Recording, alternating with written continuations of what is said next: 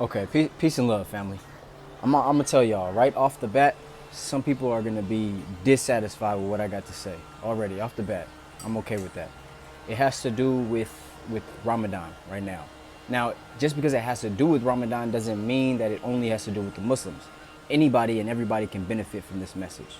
Okay, and the only reason why I'm speaking on it is because it has to do with everything that I'm seeing, right? And so I saw a few videos, and this is not any shot. I'm not taking shots at people, but I saw a few videos of people saying, if this is your first time fasting, then we should encourage people, which I absolutely agree with, but the standard has been decreased, right? And I seen some posts about, if you see a Muslim and they was drinking and fornicating and stuff like that, then you support them during Ramadan, right?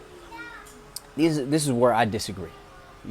We're taught as Muslims to be the foundation and the pillars of our communities, right? And so this is why it has to do with everything. I don't know if you're familiar with something called tracking in education. Now, tracking is separating students by academic abilities, okay? And schools have implemented this. This is one of the strongest weapons that was used during integration, right? And so what they would do is they would they would give the students tests. They would give the Caucasian students tests, and then they would give black and brown students tests.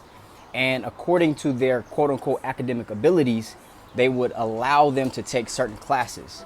And the students who didn't do so well on those tests, what they did, and usually what happened to be black and brown students and Aboriginal students, Native students, anywhere across the planet Earth you can find this happening in education. They lowered the standards. Okay, so if all students were expected to know algebra at the age of 11 years old, and a student wasn't able to perform at that level at that time, they would lower that standard for that student and say, okay, well, since you can't perform algebra, we'll just hold you to basic mathematics. And that student, after accomplishing the basic mathematics, would technically be in that same grade with those other students, but wouldn't be performing at the same level, because they were only performing at the level that was quote unquote placed or expected for that student. Now, this was one of the worst things that could have happened in education, because by lowering the standard, students performed lower. They only performed below the standard that was expected.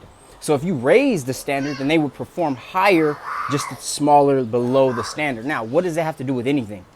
In Ramadan, if you're gonna lower the standard and say, well, if you're not choosing not to eat during the day, that's okay, as long as you're not just stop eating pork.